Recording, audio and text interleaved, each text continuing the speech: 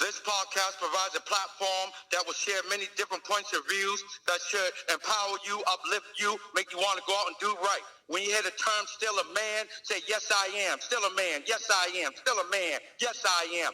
Let's go.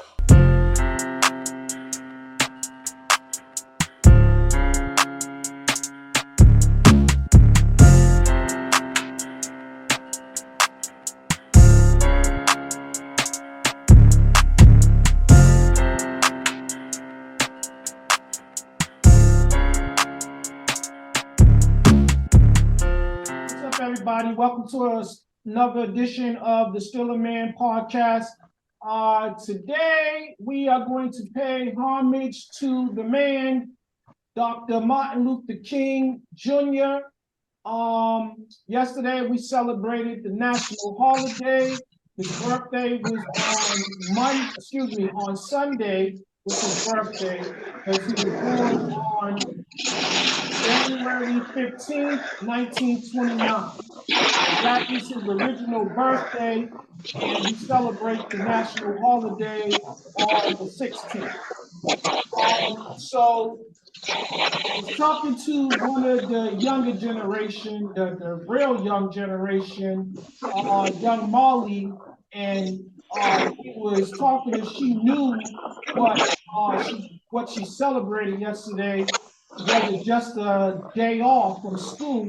And she said with great conviction and passion, it was MLK Day. So I hope that the older generation, the elder generation, including our generation, the generation under us, has the same type of compassion when it comes to this holiday, and they truly know what the holiday means to American people. You know, for that matter, let me don't even minimize it. I'm going to say what Martin Luther King Jr. meant to the world, because I truly believe that what he did was truly indelible. It's remarkable. You can't forget what he did. It's unforgettable what he meant to the world over. So, all right. So for those of you that did not know, Martin Luther King Jr. was not born Martin Luther King Jr. His first name, his original name was Michael Luther King Jr. And then his father, which was at the time Michael Luther King Senior, decided that he wanted to change his name, I believe, to pay homage to it was a biblical man, Martin Luther. I believe he was in the Protestant church. And if I'm wrong, someone fact check that. Don't take my word for it. Look it up and see what I'm talking about. So did he change his name legally? Michael Sr. changed his name and Jr.'s name to Martin Luther King. So there you had Martin Luther King Sr., and then you had Martin Luther King Jr. And then, as we all know, Martin Luther King Jr. went on to become Dr. Martin Luther King. Now, before that, Martin was a third generation Baptist minister, because his dad was a Baptist minister and his granddad was as well. So we're gonna start with Patsy. Patsy, what do you know about Dr. Martin Luther King Jr.?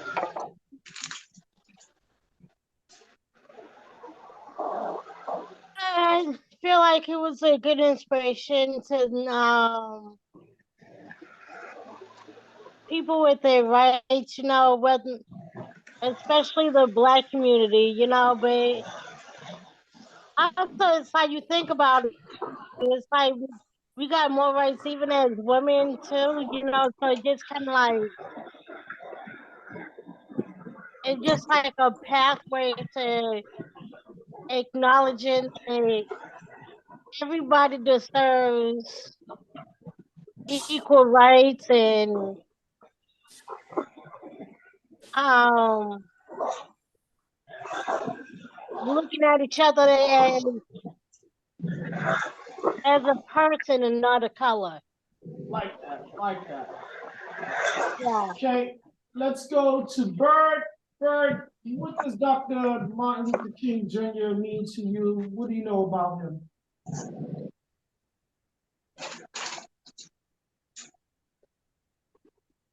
Hold on. I'm trying to find my damn.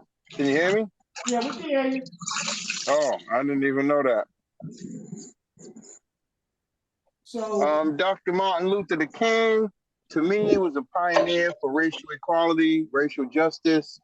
He just fought hard for civil rights for blacks and equality amongst all people. well put, well said. Let's go to Quana next. Quana, what does Dr. Martin Luther King mean to you, Junior? What does he mean, or who was he? Well, what does he mean to you? Who is he, and what does he mean to you? What do you know about him?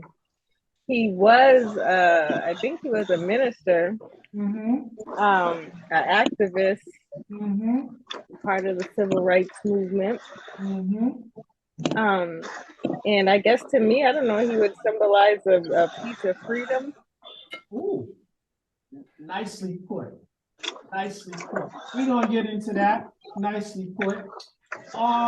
Let's go to the Minister of Conspiracy. G. Lacey, are you with us? I'm with you.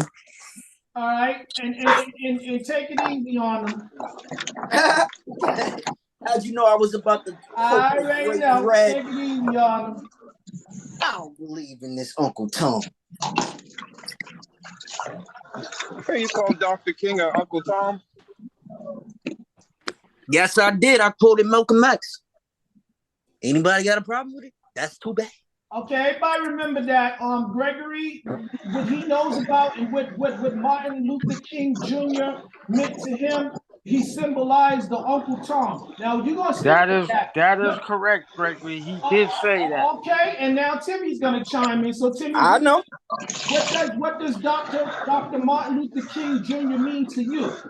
I think at the times that he did do things before he started joining hands with people who was just trying to use him as a puppet. Because that's another thing that Malcolm X said, that Martin Luther King and someone else, I forget who he mentioned, but it was six of them along with Martin Luther King, and he called every last one of them puppets. Puppets. That's what he called them. I reckon so. So did you agree? So you agree with Malcolm's statement? Of course, because if you go back and pull that speech up where he's talking about them. Remember, I told you about the speech that I heard. I was listening to it, and I said, "Wow, he really did call Martin Luther King a puppet." And I was like, "Wow!" And everybody else, all of us, like he did this, he did the great thing, and he marching. How can a puppet call someone else a puppet? He was a puppet for Minister Farrakhan in the Nation of Islam. Malcolm was a puppet for Farrakhan until he figured it out. He was a puppet. You better speak so, on it. I mean, that's the pot calling the kettle black. You better He was a puppet at one point. He was with the white women, Uncle Tom, white women, lover, all of that before he was found somewhere or somehow. So you can't, throw shade when you were shady as well. That's it's two different movements that was going on. So you could throw shade at this person that was telling you to stand still and get beat. Then you had another one that was telling you to fight for yourself. Two different examples. So y'all ain't even y'all ain't gonna let it even come to a boil. Y'all just gonna just heat it up real quick. All right, so we heard from Patsy, we heard from Bird, we heard from Gregory. We heard from Quana, we heard from Timmy. Tanya, you want to make sense of what they're saying? I mean, what did Martin mean to you? Martin meant to me, he was an activist, he was a pioneer for civil rights. He also started a spiritual movement. The whole point of spreading love in the face of evil is what he solidified to overcome. And speaking on Malcolm, once Malcolm went to Africa and came back and realized that what he was doing for Farrakhan was not what God intended, him and Martin actually were going to join forces. Okay. So let's stay there. We gonna touch it. And you know what, guys? I'm gonna be honest with you. I knew when I called an audible and switched this topic to pay homage to Martin, I knew we was not going to be able to have a conversation without regarding Martin, pertaining to Martin, without including Malcolm in the mix. I knew that this was gonna happen, so I was ready for it. Tanya, was you finished? Yeah. Okay, we're gonna hear from Robert. I'm just gonna piggyback off of Tanya, Patsy, and Quana. Whatever they said, I agree with what they said. I agree with Bird said with Jesse Jackson and that other dude, Al Sharpton. I'm not agreeing with them two. Okay, so just Timmy and Bird, mute your phone during y'all's transaction. Yeah. So You don't tell me what to do. see, Martin spoke about this. So all right, we got Robbie, Sean, and after Sean, we'll get to anybody else who just joined in. Go ahead, Sean. Yeah, what he meant to me was, like everybody else, he was a pioneer of one of the pioneers of the civil rights movements. Became the face that was willing to go before white America and put our issues, to the forefront. Although there was many people who was fighting long before he came along, he became the face of the movement for a while. I agree. So this is my rebuttal to those that believe Martin, Dr. Martin Luther King Jr. was a puppet. I say a puppet for who? Maybe I would say he was a figurehead. I would say he was the person that was out front. I'll say he became, like Sean said, the face of the movement. He did a lot. But again, you guys got to know what Martin did before all the speeches and everything else. He became a symbol for nonviolence. And I believe he got that from after his he did a sojourn to India. What is that guy's name that was big on nonviolence over there? I forgot his name, starts with an M. But he Mahatma Gandhi. There you go. Say that one more time, Sean. Mahatma Gandhi. Mahatma Gandhi. So he liked that ideology, and so he implemented that into his way of thinking, his mindset, the way he moved and stuff like that. So he adopted those teachings and mastered those skills and brought it to the forefront for his people that had been led before him. They was not lacking leadership, but they didn't have the type of leadership that Martin Luther King Jr. brought to the forefront to the people. It was something that it organized them. and he used the spiritual and the God base when dealing with his people too. Tanya, you want to speak on that? Because let's remember, one of his greatest accomplishments before he started doing all the public speaking and things like that was he, like I said, he's third generation of a Baptist minister. So you already know he had the church base. So Tanya, you want to speak on that? On what? About his approach, the approach that he took, and the non-balanced approach. Yeah, because it was about leading with the spirit, leading with love. I mean, it's all throughout the Bible that in the face of evil, to love your neighbor as you love yourself. Mm-hmm. When you combat evil with love. Mm-hmm. So, all right, that's the way I saw it. Robbie, you didn't even bring the fucking card down either. Bird. Bird. Guys. Sidebar conversation. Mute your phone. I thought I muted my damn phone. Don't be like that. Yeah, I thought I muted that a long time ago. We can still hear. hear. Y'all first criticized me and judged me. You know, this is what Martin was referring to. We come a long way, but we got a longer way to go. We'll get there. So Tanya, you were saying? I was saying that he was taking the approach of love your neighbor as you love yourself. You combat hate with love. Mm-hmm. And you showing your strength that they can't break you. Mm-hmm. That love conquers all. All right. Patsy, you want to speak on that?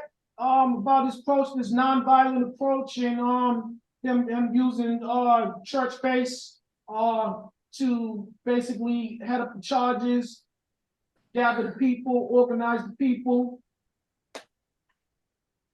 I feel the same way. It's like showing your the love you have for yourself, you want to show on to others, and say, we gotta work towards peace, because anger begets anger. It's like they're just gonna show like what most white people view black people as violent. And we all know that's not true. It's like, for what, Mm-hmm. Yeah, just so it's like just march in peace, do the sit-ins in peace, Mm-hmm. and don't act a fool. Mm-hmm.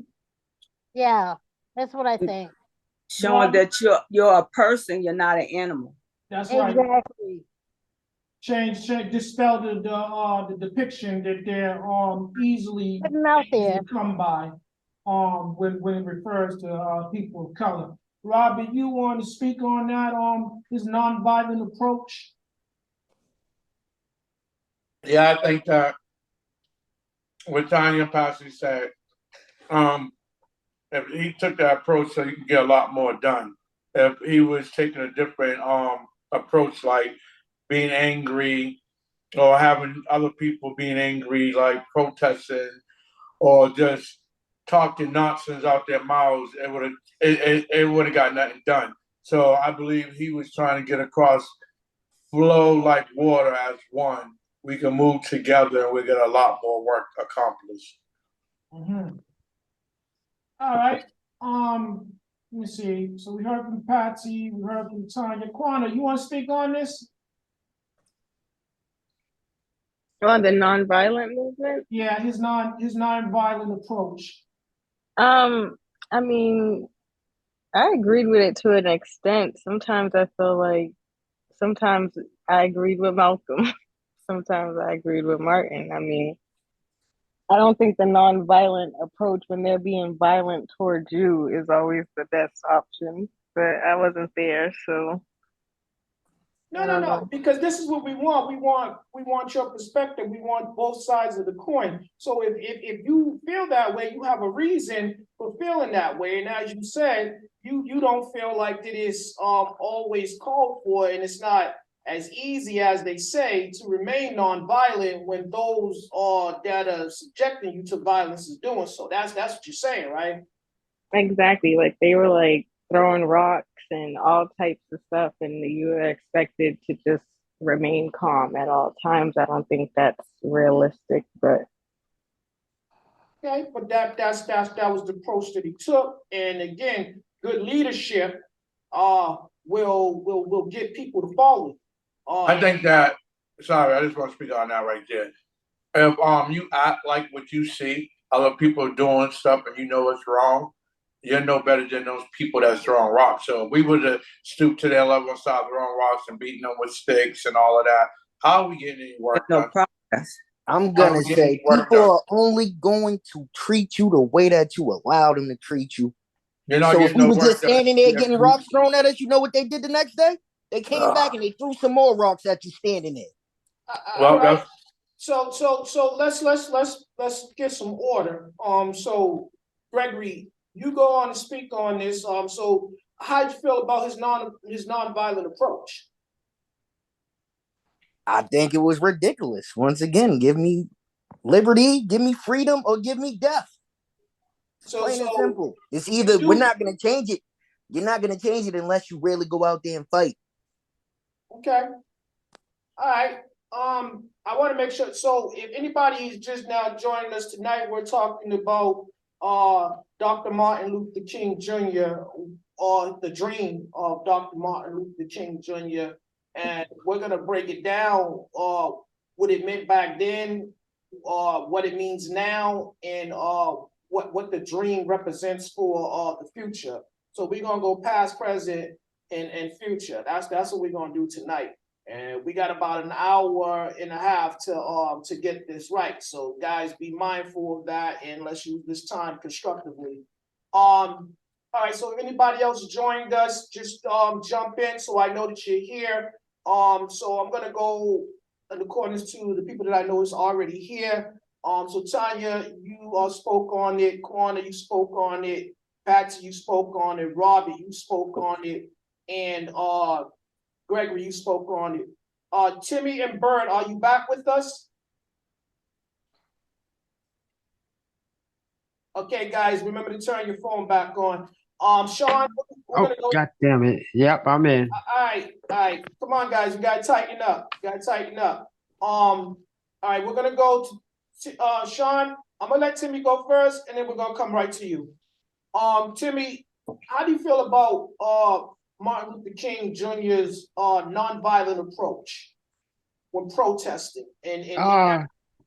Well, in one way, he was doing, show that we can do things without violence, and on the other hand, those people who wanted to fight, you get those opportunistic people whenever they show up, whenever something is that means something that pertaining of rights or stuff like that, you get the people who want to actually get something done and wants to be there for the cause, and then you get those people who are there who just there to cause chaos and confusion and mayhem. Mm-hmm. All right, and you stay right there because we're gonna come back to that. Just stay right there. Don't go no further with that because we're gonna talk about these insurrectionists, so to speak. Sean, go on and speak about the nonviolent approach. How do you feel about that? I believe his approach was, I agreed with it because with all the different movements that were going on and the different sects that was happening, we needed someone who had that angle of how to protest and how to be able to be heard other than matching fire with fire at all times. So The way that he went about it, because what he was trying, in my belief, what he was trying to show, he was trying to show the world and show us as a people ourselves that we are educated. We do deserve what we're out here asking for. Mm-hmm. So let's act like we deserve what we're asking for. Mm-hmm. Because I believe that when someone perceives you as being violent and you're an animal, and if I tell the whole world you're a savage, and I create the narrative that these people can't be you can't talk to them. They're highly excitable. They're violent by nature. And then if we play into that depiction of us, it makes it easier for the people to have a lack of empathy, let alone sympathy. They don't have any compassion for us because they already went ahead and painted a picture of us, and now we showing ourselves to be exactly who this person claims that we are, even though it could have been wrong, but sometimes we do feed right into images Right.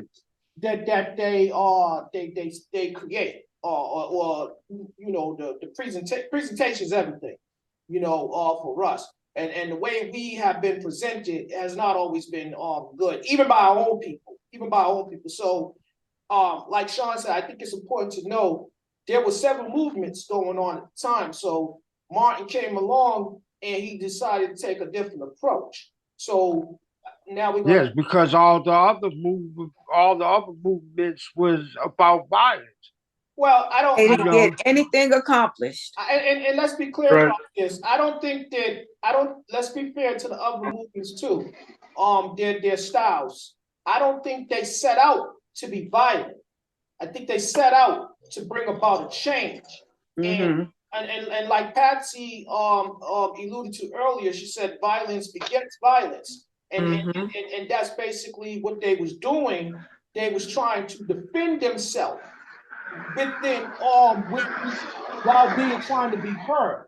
And we already know, because we're all intelligent individuals, when somebody is angry, they're beyond talking. And that includes the person that is subjecting you to violence. Bird, you back with us? Yeah. Yeah, I'm back. All right, B, go on and speak on his nonviolent approach. How do you feel about that? Well, I think I feel the nonviolent approach was started in Alabama because they were killing black people over this. They were hanging black people. They weren't hanging nobody in New York, and they weren't killing people in the big cities and the big towns like they were down south in Mississippi and Georgia and Alabama, Louisiana. They were lynching black people. So you couldn't be violent against that Klan. The Klan was big back then, and they were killing black people. So we figured if you don't fight, they won't kill you. They don't have a reason to hang you. But again, they're spraying you with water hoses and beating you and dogs, and all of this stuff was happening in the South, but it wasn't necessarily a big issue in the North, where we had the other movement. Well, that's why they had the Civil War, the North and South, because they didn't want to relinquish the slaves. Yeah. So it's still a slave mentality in some of these southern states and deep back countries, and they're still hanging and killing people for this stuff. So the nonviolent approach is to take a different level to stop his people from being murdered and brutalized and raped and beat and burned and hung and whatever else they were doing to black people in the South back then. So he started down there in Alabama with that movement, not with violence, but to fight it with boycott. And the bus boycott and the stands and Woolworths and all of that stuff. You know what I mean? Equality in these southern restaurants, colored only water fountains. And you couldn't use the same restroom. That was their approach. You couldn't, if you was an entertainer, you had to go through the back. You couldn't walk through the front door won 17 championships. He still couldn't go to downtown clubs. Exactly. He was a world champion basketball star and still couldn't eat in the restaurants with all the rich white people that he won money for. the people, that he made money for, people that paid to come out to see him, and he won championships for those towns. But yet and still, he couldn't. For our town alone, Boston. Yeah, Boston. Yeah. Yeah. Well, again. Can I speak on that, Joe? Because I think we just forget the part of how we got to that point of where you had to argue or be segregated. It's because they use violence. Okay, if they didn't use violence to take over everything, you would have never had to use that approach back with them. It wasn't all just violence. It wasn't all just violence. It was the Jim Crow movement. They put the stuff in the legislature. Mm-hmm. So you guys got to remember, this period of time, the 20th century, was a very violent time. They was already being violent towards people of color well before this movement came about. So with Martin and others that donned the armor and held the flag high of nonviolence, they had little options. They didn't have too many options, because again, the other people have took that approach and it was met in ruins. So even history has shown us, the old videos and stuff, Martin and others, they had a peaceful protest, but the people that they was protesting about did not use a peaceful approach. First day, let's talk about anybody knows anything about Bull O'Connor? The chief of police, I believe he was. So when they went to I want to say that was Memphis. I would say it was Memphis, when they went about the they went to protest there. They set the dogs on them, and they had little children a part of the protest, and they set these police attack dogs on the protesters, and they didn't care that these what's the name, dogs was attacking the young, the children. They because the dogs did not care. can offend for themselves. Well, but again, you would think that the perpetrators would have took a different approach when they saw children were present, but they didn't. And whatever the mindset of those individuals to put the children on the front line, maybe they thought that would deter them. But obviously, when you're dealing with evil, that doesn't deter them. They go after those that are the weakest. And then let's talk about the animal. You put animals to attack those that you claim that are animals. You know what animals do? They go for the weak first, the ones that they feel is a lesser threat. So not only did they approach this nonviolent protest with the dogs as a solution to the problem, they also turned the hoses on them. And what did Martin and the rest of the protesters do? They continued to sing. In the midst of this violent actions, them being attacked, they continue to sing. Don't forget about the bridge. That makes the ignorant and the evil mad when they see a bunch of people, not just black and white, all nationalities that was out there marching. They hate to see that everybody coming together as one. They'd rather us be at each other's throat. They'd rather us be down in each other's culture and all that. They want that. They don't want us to be as a whole, because as a whole they can't defeat us. We win when we all stick together. Well, yeah. All right. So let's. So did anybody else? I want to make sure I give everybody a chance to speak on Martin's nonviolent approach. Did everybody get a chance to speak on that? Yes.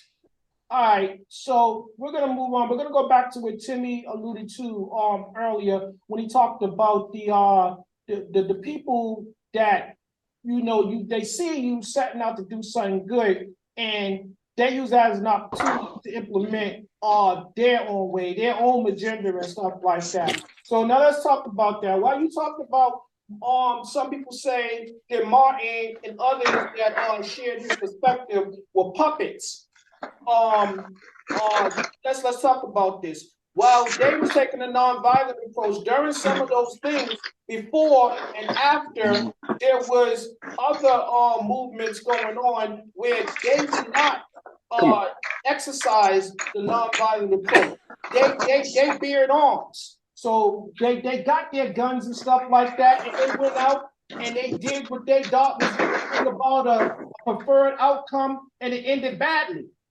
Not saying did Martin, a lot of his non-violent protesters didn't end badly, because they did, because they put them in jail.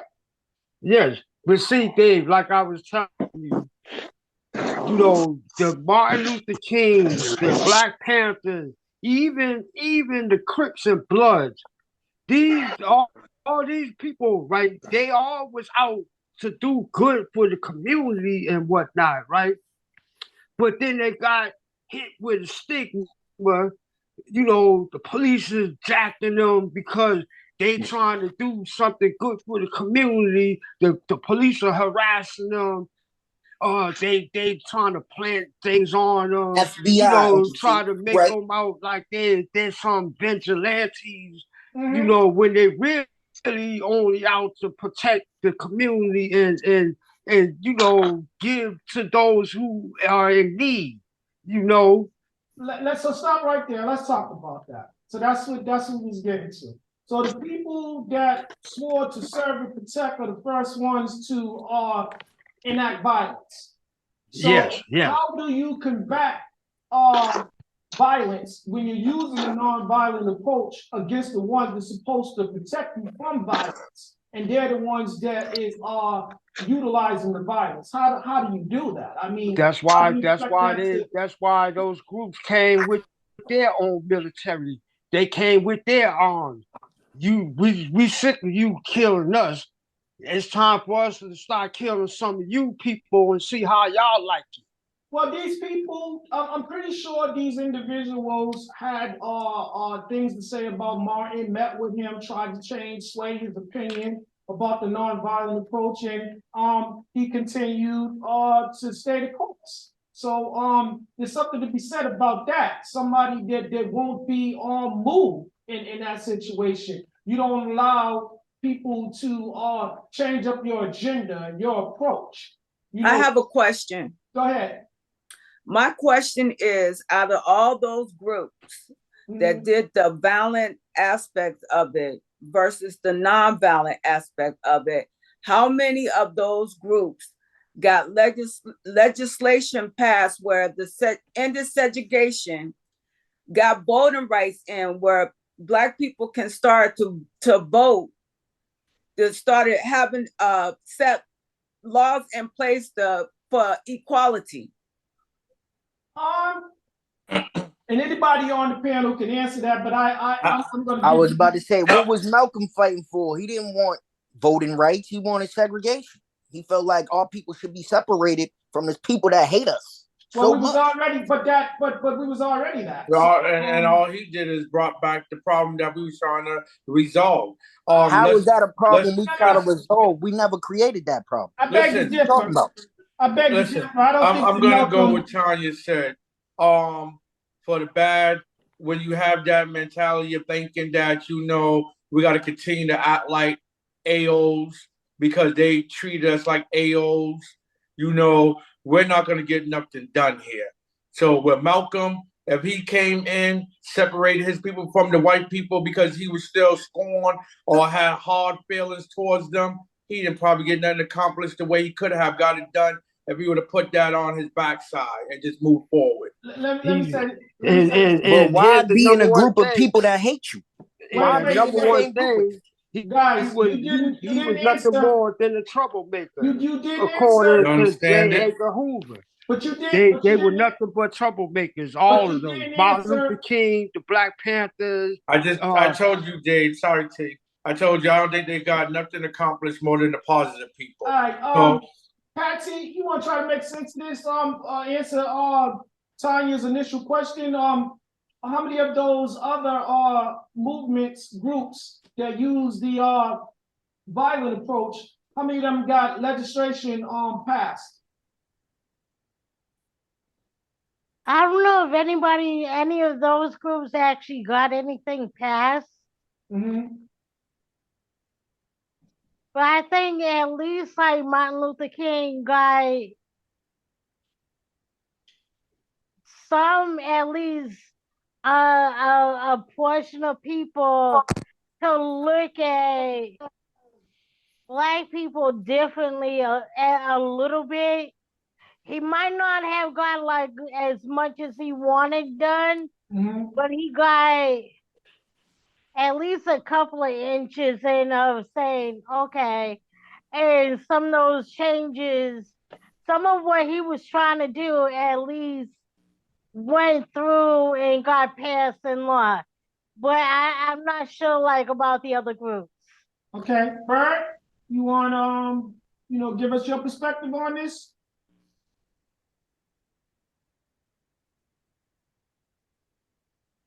I think Joseph had to mute himself again. He was working on a plantation at the time. All right, Sean, let's can you make some sense of this? I'm back. All right. All right, Bert, we're gonna come back to you right after Sean. Sean, go ahead. All right, what I'm making sense of, because I'm answering what, Maria's question? Tanya, basically. I mean, Tanya, sorry. Yeah, just try to give us an overview of what you heard.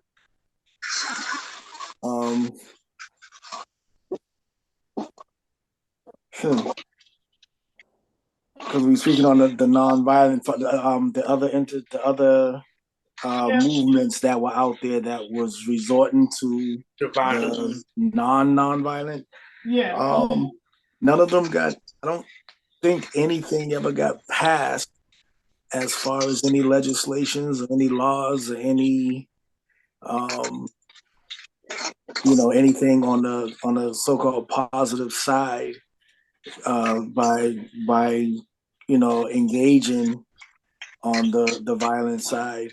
But they definitely, their voices were heard. They did a lot more for their particular communities than they did for the actual movement of all Black people, in my opinion. Yeah, because that's what happens a lot of times. We get these little local chapters, and they're able to do things locally, but globally they don't make the same type of impact.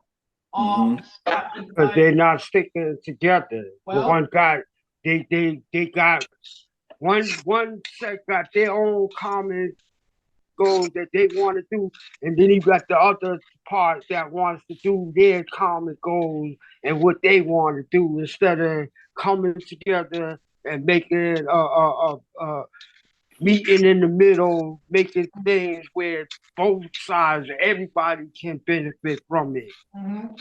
That's what and when you said about those groups that make changes, they made changes. They made changes that wasn't for the good. It was more for the worse of to make us even more in poverty. Keep us dependent down on a system, Uncle T. I got you. Okay, but wait. If we're gonna stay in line to what Tanya's question was, she said, how many of those other groups outside of Martin's nonviolent approach and that movement got laws passed? Bert, you want to speak on that? Yeah, I don't think anybody got no laws passed. I think what happened is anybody that went against the government was assassinated, including laws Malcolm. got passed against them. Yes, they was, D. And that should tell you something right there. Let Bert finish. Go ahead, Bert. I mean, again, I don't know what laws were passed. I just think personally, all movements got something accomplished for our people, which was the original goal. Did you meet the exact goal or hit it on the cue? Maybe not, but Black people are far more in a better position in life due to all of these different pioneers, whether it be Huey and the Black Panthers, Malcolm and his movement, Martin and his movement, everybody served their particular purpose for whatever cause they were looking for. Panthers got tired of getting beat by police for no reason. So they stood up for themselves. Malcolm said, you shoot me, I shoot you back.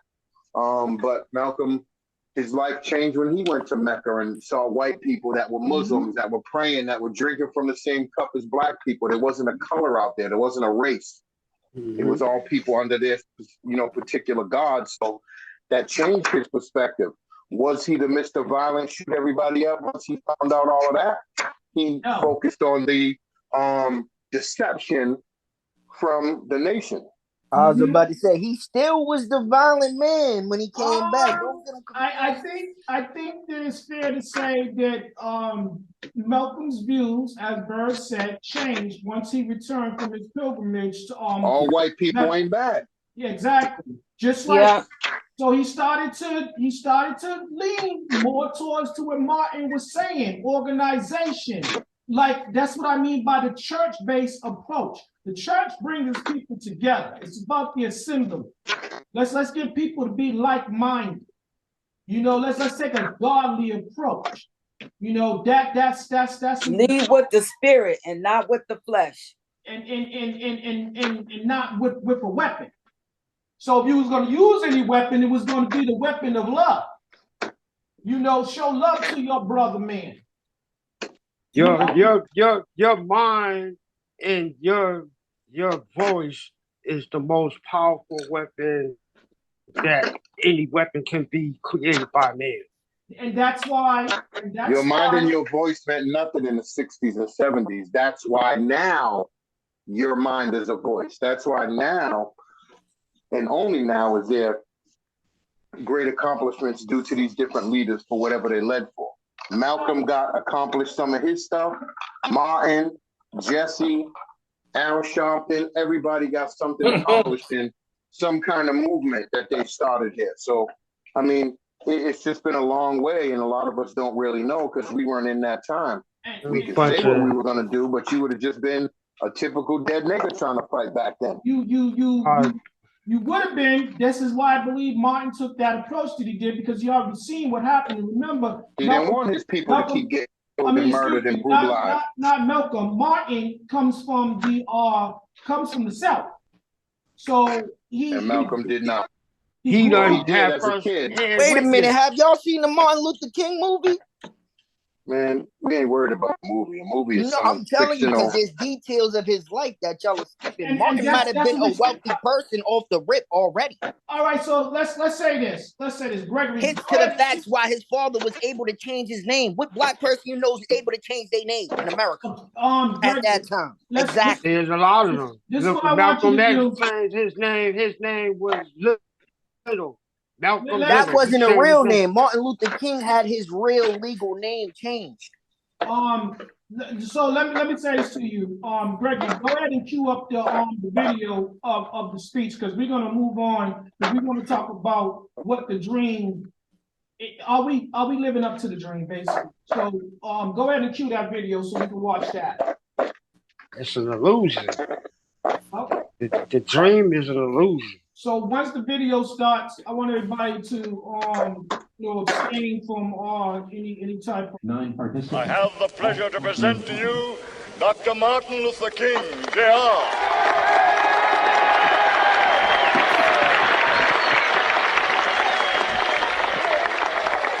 I am happy to join with you today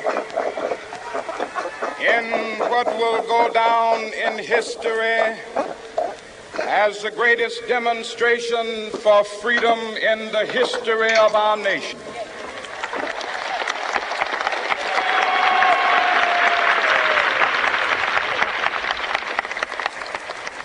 Five score years ago, a great American in whose symbolic shadow we stand today signed the Emancipation Proclamation. This momentous decree came as a great beacon light of hope to millions of Negro slaves who had been seared in the flames of withering injustice.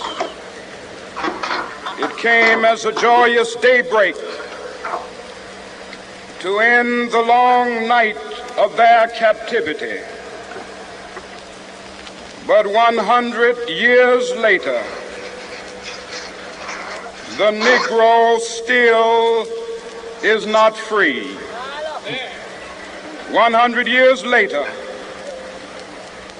the life of the Negro is still sadly crippled by the manacles of segregation and the chains of discrimination. 100 years later, the Negro lives on a lonely island of poverty. I have a dream that one day this nation will rise up and live out the true meaning of its creed. We hold these truths to be self-evident, that all men are created equal.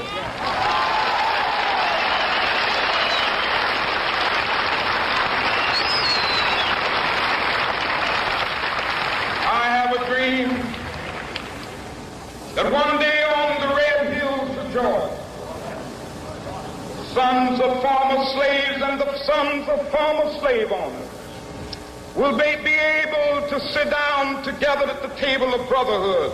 I have a dream that one day,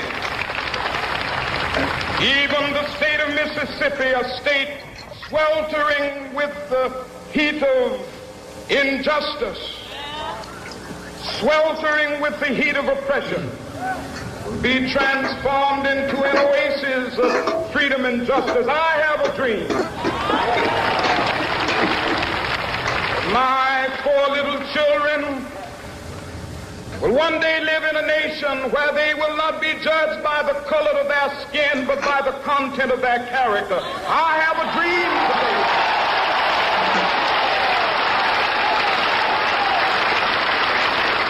I have a dream that one day down in Alabama, with its vicious racists, with its governor having his lips dripping with the words of interposition and nullification. One day right there in Alabama, little black boys and black girls will be able to join hands with little white boys and white girls as sisters and brothers. I have a dream today.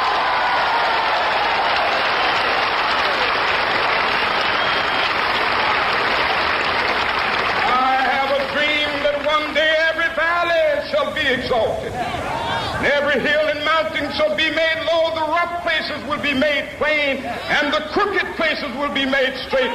And the glory of the Lord shall be revealed, and all flesh shall see it together. This is our hope.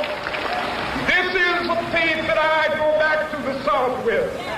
With this faith, we will be able to hew out of the mountain of despair a stone of hope.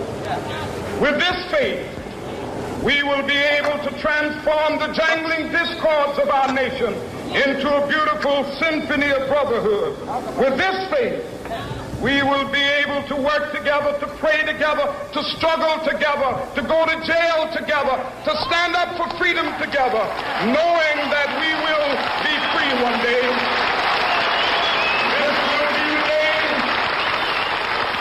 This will be the day with all of God's children.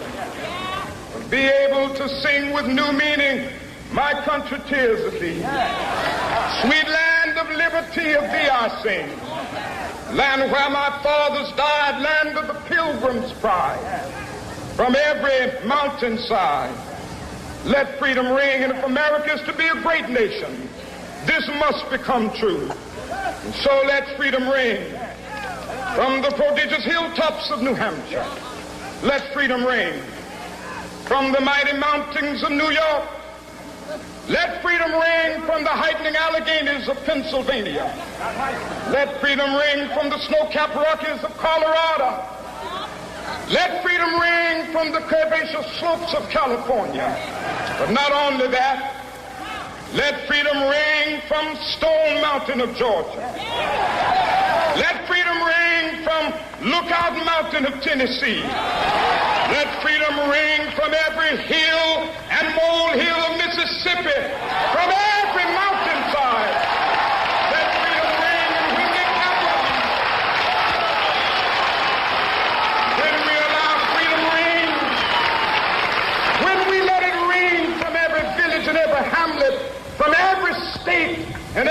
city. We will be able to speed up that day when all of God's children, black men and white men, Jews and Gentiles, Protestants and Catholics, will be able to join hands and sing in the words of the old Negro spiritual, free at last, free at last, thank God Almighty, we are free at last. Let's get right to it. Guys, I don't know how anybody can listen to any version of that speech.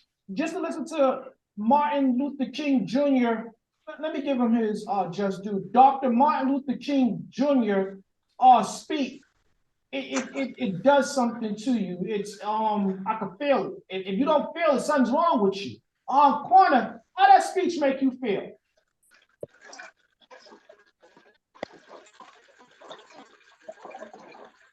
Corner still with us? All right, we're gonna come back to Corner. Bird, how that speech make you feel? Can you hear me? Yeah, we can hear you. I was very uplifted by it when I heard it way back from school days. But you know, I believe a lot of his dream came true. As far as equality, and I mean, is it perfect? No, but from where it was to where it is, I believe, you know, his dream came true. I mean, having a black president was something that nobody in that time would have ever thought was even a remote possibility. I mean, the world has changed immensely. You had Jesse. And it had a lot I'm to sorry, do I with couldn't get my don't thing. get me wrong, with all our pioneers. All our pioneers have made a substantial mark in the change of the world. Most of the white people want to be black, you know, so it's just a whole different mindset right now. We're not where we were 40, 50 years ago. We're nowhere near in that place. Like I said earlier, we've come a long way, but we got even a longer way to go. But we are gaining ground. Quanah, you want to speak on it? How did that speech make you feel? I agree. It was like an inspiring speech when I heard it like for the first time. And I agree with Bird. I think that like more or less his dream did come true. Like or where we got like a foot forward, you know, to what he was trying to accomplish. So yeah. Patsy, how did it make you feel? It makes me feel good because it's like think about it. Back in when he actually made that speech, none of us would be able to sit next to each other in the cafeteria, in a school, even for us, I don't even think we'd be able to go to the same summer camp we went to at Morgan. Nope, we wouldn't have. And a lot of us wasn't even alive. The majority of us on this, I don't think any of us was alive during this speech. And if we were babies. But go ahead, Patsy. Timmy might have been. Timmy. No, I wasn't. So I was born after he died. Go ahead, Patsy. So a lot of the stuff that he was talking about, we would not have been able to do it. For us, now, black, white, Puerto Rican, whatever color you are, we as a whole could not do the stuff that he dreamt about back in his day. And let's be clear about it makes me feel good that his dream and the progress that we made to where we are now, we came back. We're at least maybe 60% of what his dream had been. Yeah, and it's like it is an accomplishment. It's a great accomplishment. Yes. How I feel. Brimage, you want to speak on this?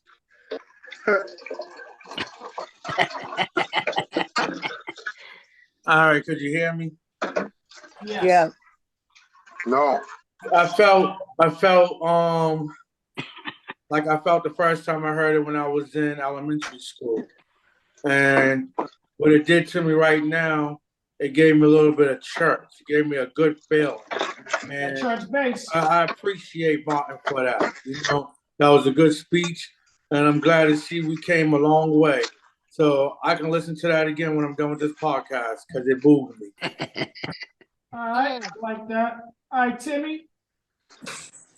Yeah, I think he did. He definitely succeeded in what he set out to do, and you know, a lot of people, uh,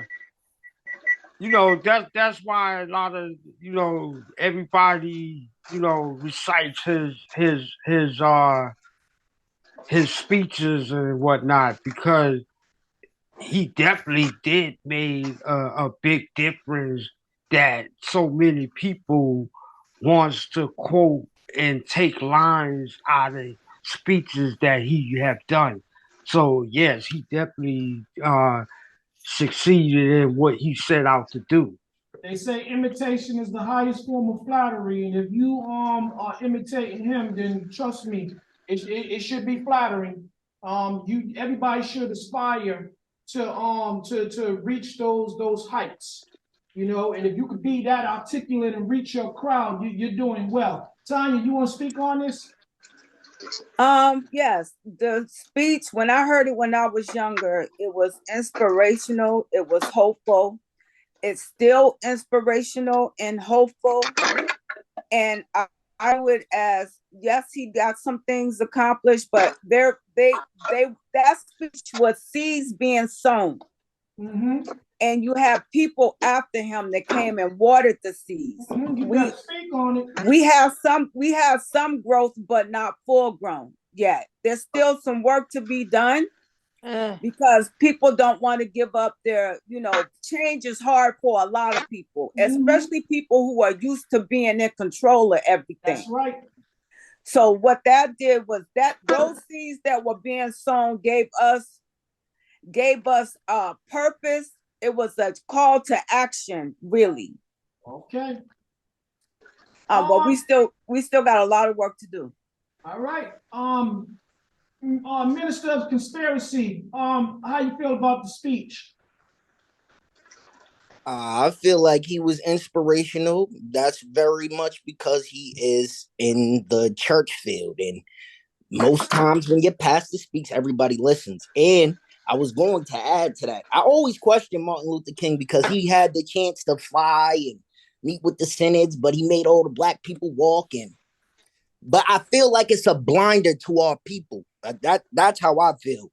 Like if I can pull the covers over you and make you forget about everything that happened, and we can all just live peacefully and in harmony together, because it seems like our fight against them, we're not winning. So let's just put the guns down and everybody come together peacefully and forget about what happened. Okay. I feel like he succeeded at that. All right. I mean, and this is what this panel is about. It's an open forum. We want everybody to speak their mind. And this is what I would say, to in turn. I think that don't let this speech be the very thing that defines Martin Luther King, because I think that you need to look more into him and see what else that he was made up and what he did. And I think it is going to change your feelings about him. And I also wanted to say, go ahead. Do you guys think that the Jewish people would have started rallying in a non-violent rally and started saying, hey, maybe we can get along peacefully with the Nazis. Let's all just be one. Okay, we'll come back to that. Sean? That's a whole different element with Nazis and yeah. No, that's the same thing. It's genocide, both ways. Gentlemen, let's be fair. Let's be fair. We'll come back to that. Sean? Yeah, I think a lot of the things that were in his speech we have accomplished today. Like Bird said, it is everything. Like, did we dot every I and cross every T? Of course not. But we have as a people come a very long way based on what what his vision and what his dream was for us as American people. Mm-hmm. Now, let me be clear about this, ladies and gentlemen. We witness greatness. I mean, this man is I'm telling you, I was so inspired that in junior high, I used this as my as an entry into the Oracle speech, the contest, and I won. And some of my peers, you know, maybe they were moved by my interpretation or his words, but I won. And I went to the city championships. I lost when I got there, but I felt like my voice was heard when it needed to be heard. So it also gave me a chance to that was my first, you know, public speech speaking. You know, so I think that even in that situation, Martin was moving through me too. I was living his dream then. So I say that to you to say this, because I feel like that on that night, that dreary night, if my memory serves me well, Martin wasn't going to speak that night because it was storming outside. It was a pending storm, but the people came out for him. So he was encouraged and he was motivated to do so. People, you mean he was set up? The people around him said the people around him said that he needed to go and do it because the people came out for him. And don't take my word. That was one of the people that set him up. Don't take his own people. Don't take my word for it. Go and look it up. But I say all that to you to say this. Now, the speech that was never supposed to happen, it happened. It moved a nation. And then in turn, that was his last word. But in turn, he was assassinated. And yeah, those was his last words. Let him speak, please. I'm going somewhere with this, Tim. I hear what you're saying. You're right about that. That was his last words. But that was their plan, to silence him, to kill the dream, to turn the dream into a nightmare. See, so that you wouldn't dare dream the dream that he dreamt, and let alone out loud, and get others, inspire others to dream as such. But that was the American dream. That's what we all strive for, right? But they try to kill that. They try to, Tanya, what does the enemy come to do? Steal, kill, and destroy. And that's exactly what they try to do in that instant. Because they knew this man was gathering the people. He was leading them well, not just his own. He was leading others that bought in to his mindset, his ideology, that peaceful approach. Because again, don't get it twisted. It was the God-based approach that brought people together. The reason why he spoke so eloquently was because he was used to that, because he was a minister. He was a Baptist minister. He knew how to move the people. You see, he allowed the Spirit to move him. Yeah. And so in turn, he moved the people. See? And if you remember, if you listen to any of Martin's speeches beyond that speech or before that speech, he always implemented something from the church, a spiritual or scripture. He always did that. It sounds like if you listen to his speeches, it sounds like he's like talking to you directly. He is. You know. That's God.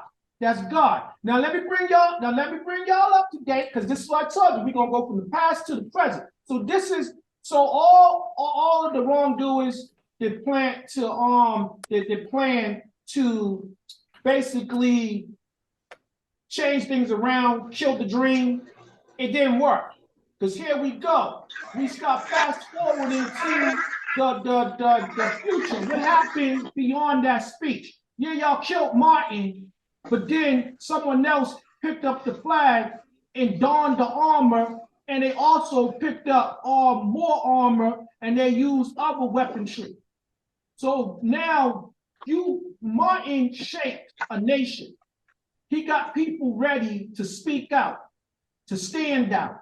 So now from that, you got activists like Jesse Jackson. Then you got other people like that. You even got the president and the president's brother to get him to get involved. Bobby Kennedy and John F. Kennedy, they was all like-minded. And That's what happened. Don't take my word for it, but go look into do your research. I think all of those guys met before Martin's assassination. Referring to John F. K, Bobby, and Martin. And then shortly after that, all the rest of them was assassinated too. Check the dates on John F. K and Bobby. I think they all died right after Martin, shortly after.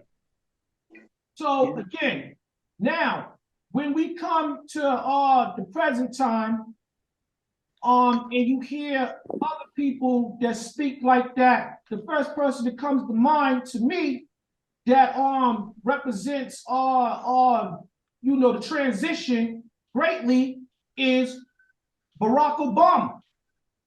I feel like he is definitely the embodiment of the dream that Martin was speaking of. And when he speaks, he does the same thing that Martin does.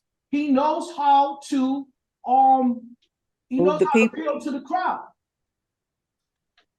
So that I think that's why people gathered around Barack too. So I say that all to you guys to ask you this: do you think that currently, meaning the present, do you think we are living up to the dream that Martin was speaking of, and all the people that fought for our civil rights, the black activists and stuff like that? Because of that, let's be clear about this. We have seen the nonviolent approach revisited just recently with the Black Lives Matters movement. They're nonviolent too with their approach. Antifa. Okay, so I'm gonna let you speak on it first, Gregory. Do you think that we are living the dream, and better yet, do you think that we are benefiting from? Hell yeah, we are living that dream, and are we benefiting from it? Everybody can answer that question. I guess we're going little by little to get there. So, all right. So you believe we're living it and we're benefiting from it? We're living Martin Luther King's dream. All right. That's fair. Patsy? Yeah, I think we're living Martin Luther King's dream, and I think we're benefiting from his speech and his approach on protesting and the nonviolent theory, and implementing it in such a way. It's like he led by an example. Mm-hmm. So people that took the approach of nonviolent protests now with the Black Lives Matter over the last couple of years and everything, it really works because it shows that we can actually get out there and and have our voices heard without actually being violent, looting, putting all these businesses on fire and all that good stuff. It's like we could do it in a positive manner, a peaceful manner. Yeah, so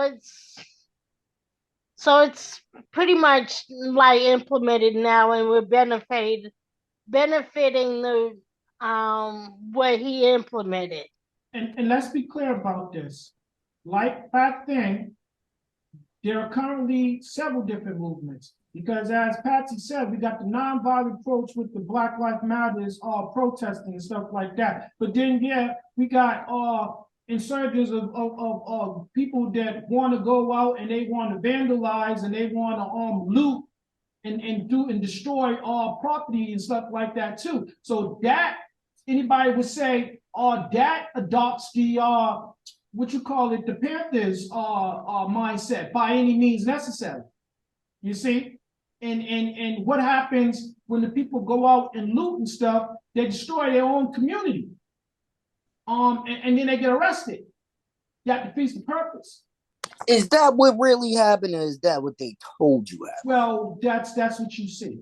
Tanya, you want to speak on that? Are we living the dream? Are we benefiting from it? We're living some of the dream. Martin's dream was for us to be treated as equals, all treated the same. And part of that is happening, but part of it is not happening.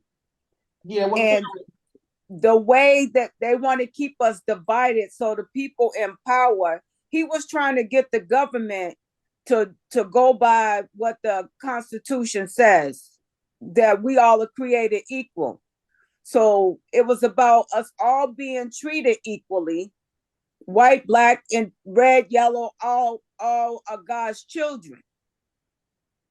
Mm-hmm. And so you have those out there that wants to forward the movement, and then you have those out there, like you said, there was a lot of different things going on back then. You had the Ku Klux, the KKK. Yeah.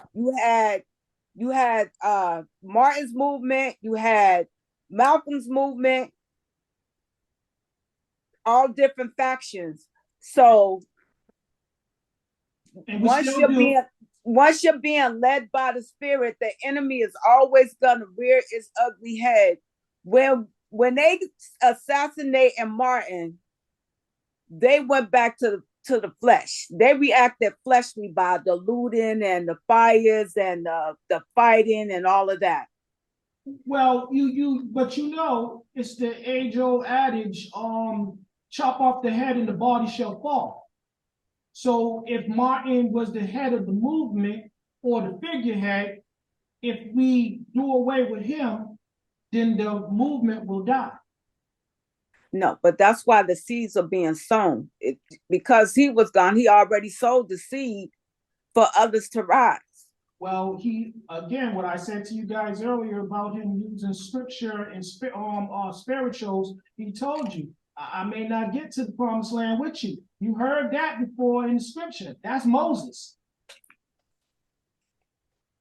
So Moses knew he wasn't going because God told him he wasn't going. Well, here we go. Fast forward to that date, and here you go, where you got basically Martin prophesizing, because he died right after that.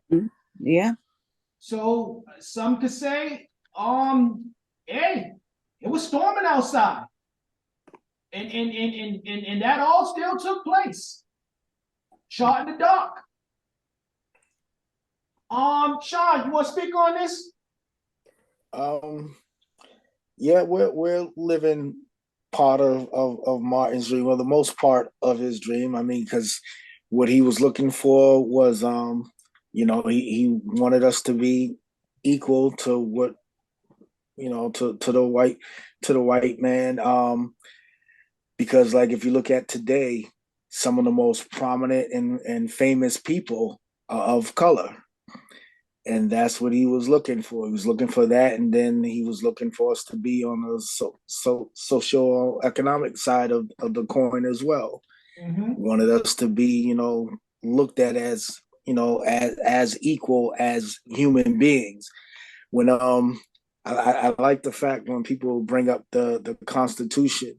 The one thing I learned about that with Martin, all of them, they didn't speak on the Constitution as much because they understood that when the Constitution was made, it did not include us. So we're not part of the Constitution. We weren't even considered when the Constitution was made. So when a lot of people make that argument about, that they use that phrase that, all men are created equal, this, and the other, with people like Martin, all of them, they were thinking on the levels of because we were all God's children. That's right. Exactly. See, because they had the God base, so they have a godly approach. The ones that made the Constitution wasn't concerned about preserving God's word. They was more in tune with their own words. And that's what his biggest factor was that he wanted us all to be treated equal as God's children, and because he was an activist of mankind, humanity. That's right. And that's the thing that gets lost in it, where everybody wants to start talking about the nonviolent approach and all this other stuff. Martin was more than that. He was more than that. And that's why I say go back and do your research, because this is not somebody that should be defamed or vilified or try to dispel any of his accomplishments, because it's indelible. This is unforgettable what he did. It probably won't be done again in the manner that he did it. Like I said, imitation is the highest form of flattery. Yeah. But there's more to come. Yeah. More than him being a puppet, he was a messenger. There you go. And again, God uses us, so get ready.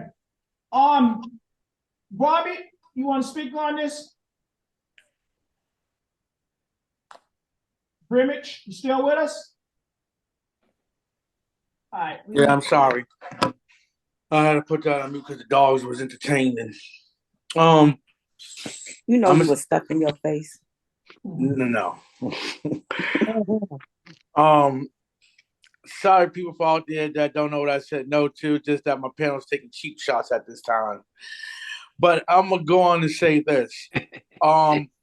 Somewhat, we are living Martin's dream. A lot of his work I can see out here has been done, but I want to touch on this. Well, I want to say this first too.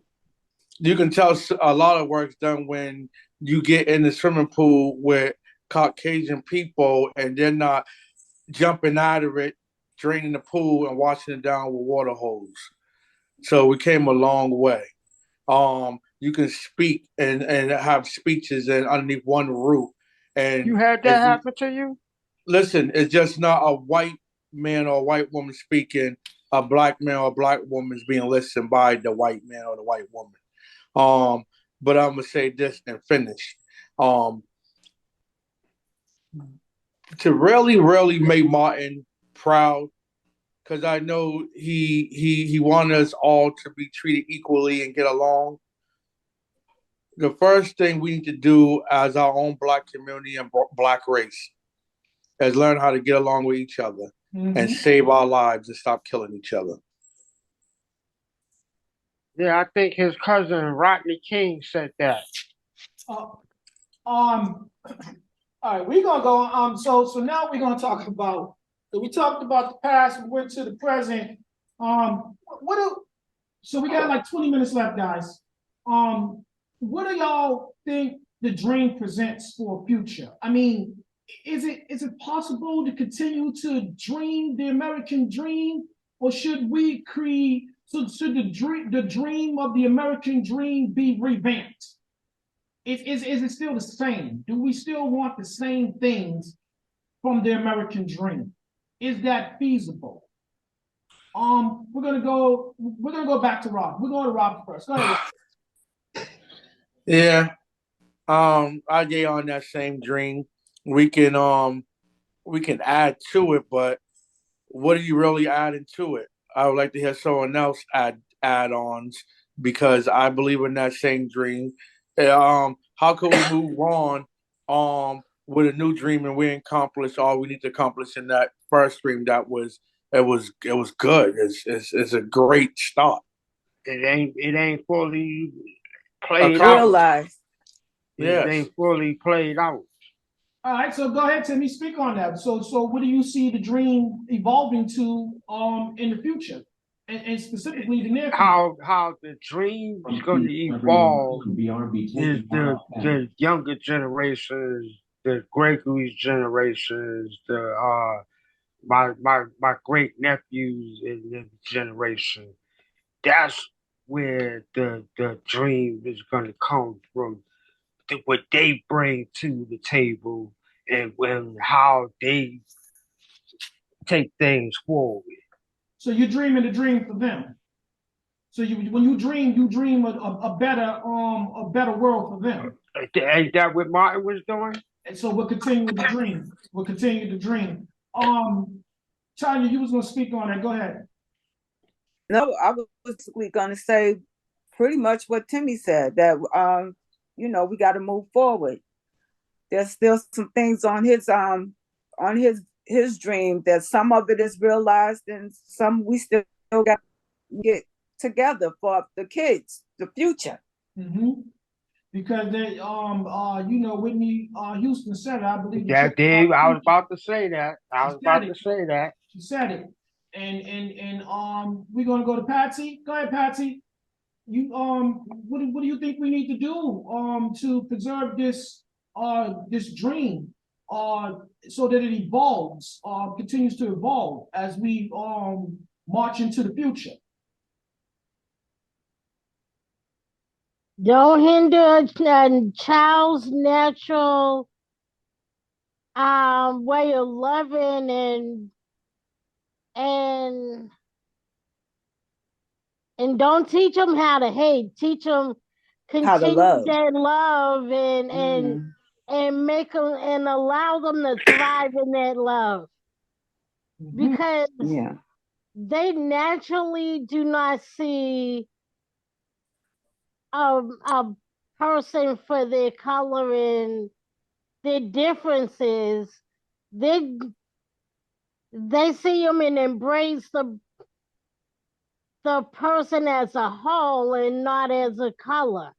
You're absolutely right. It's the adults. So continue to allow them to embrace that, allow them to embrace their friends for who they are and not what we're putting our values on. Okay, white people do this, black people do that, Hispanic people do this. No, it's like, okay, then that might be their differences, but those differences make us all stronger and come together and enjoy those differences. So teach them to love those differences. We got to stop spoon feeding this younger generation our cultural biases. Yeah. Yes. Now you seen it. What was it? 2021. Just before the election, where the two girls who grew up, the little black girl and the little white girl, they were so happy to see each other. They ran up and hugged each other like they was actually real sisters and whatnot. And I was like, that's a beautiful moment, because the adults, those who don't act like adults, can learn from the kids.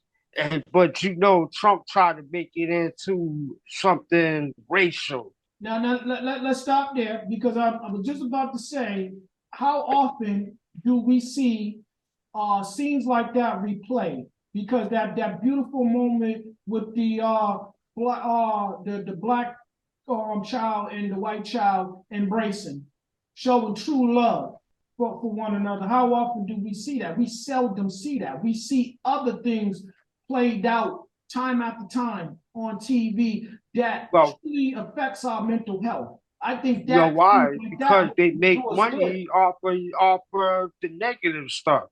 If they can keep showing you negative stuff, then you have no means of you just feel hopeless. Because and again, that's that. because again, Tanya, what does the enemy come to do? Steal, kill, and destroy. Go ahead, Timmy. So that's what happens when you got people that just be trying to make things even more difficult, even though it's difficult as it is, and we striving to gain more. It's like you try to gain and they pulling you back, bringing you back steps backwards than forward. Okay. So like I said, the kids they are the future. So like like like like like like Patrick said, we must not they're innocent in the whole situation. They don't know what's going on, what's going on in the world. They don't need to. They need to be kids. And so I think that just as well as we learn from other animals and things in the past and the history books and stuff, we can learn stuff from the kids and they can learn from us too. All right, so basically, simply put, in order to ensure a future, we need to preserve the innocence of the youth. Bird, you still with us? All right, we're gonna go to the Minister of Conspiracy. Gregory, how do we ensure the dream? How do we continue to dream the dream? Well, because I said earlier, we're going little by little. I still think that there's key things that we need to change. Once, like the Constitution, like you were saying earlier about him not really using that. He was trying to use the Bible, but they was using the Bible to make slavery okay. So I just think it's a mindset that we gotta get into as a whole and realize what exactly what's going on. So so first of all, when we refer to the Bible and the acts of men utilizing the Bibles, we do know we have wrongdoers. We have people that are well versed in the Bible, and they will use that to sway you. Like evil will recite the Bible to you word for word. So, but again, that's why you put your faith in the Lord, not in man. You put your faith in the word, not in man, not the No, one I was just speaking the saying words. because of the way that they were saying that he was a church man and he was swaying people with his words because he was into the Bible and stuff. He was just you know what I'm saying? He was a priest. I know exactly what you're referring to. Again, that is a godly man, so it doesn't surprise me about his approach. It doesn't surprise me that he was able to move the people, gather the people, lead the people, because but what I was talking about chosen changing to is do so. the Constitution and stuff. I wasn't saying change the Bible. I was No, talking I know about what you're saying. You were saying change the Constitution, and the same men that made the Constitution are the same ones that used the Bible to make slavery seem like that it was all yeah, and I feel like our focus is shifted on the wrong thing when we really haven't took a stance as a people for real. We're trying to fit into a crowd that doesn't want us to be there from the beginning. They already looked at us as less than a man. But again, Can I why say is that something? possible? Because what does the enemy come to do? That's what they did. Oh, and I meant to use that. I was about to say my enemy came Still kill and to destroy. still But you kill and say something destroy. about They the Constitution. already done it. So us turning around and being we're gonna live in harmony with these people sounds a little bit crazy to me. No, say that one more time, Gregory, so we can hear you. Because my enemy came to kill. What did you say, Tony? What Kill, was it say? steal, and destroy. Kill, steal, and destroy. They've done that perfectly. So when we turn around and we're like, hey, we just want to get along with you people, it's insane to think that way. You get what I'm saying? We know these people are the enemy. They've proven it. But we're not fools, though. We know that. Yes. Since when? Well, gee, think about this. Listen. Y'all just talked about people that rioted and did loots and stuff when we were the people that were getting rioted and looted on when we try to live peacefully. before we started doing that stuff. Okay, so it's kind of hard to point fingers and stuff at a person that you're calling an animal when you're actually an animal. We know that. That's what I'm saying to you. So wait, I'm gonna say this. Why would we ever want to get along with these? That's where my mindset is. I'm gonna show you something. I'm gonna show you something real quick, and then I'm gonna let Tanya go, and then we're gonna go to Sean. So what I'm gonna tell you is this is a proverb. A wise man can play the fool, but a fool will never be the wise man. Think about that. Go ahead, Tanya. What I was going to say is that the Constitution, I know that it was written with us not in mind, but it was left with room to grow. It's like a ever evolving document, but you have those who don't want change that tries to make it seem as if it's rigid. We, the people, have a voice to change the Constitution, to pass the laws, to do the amendments.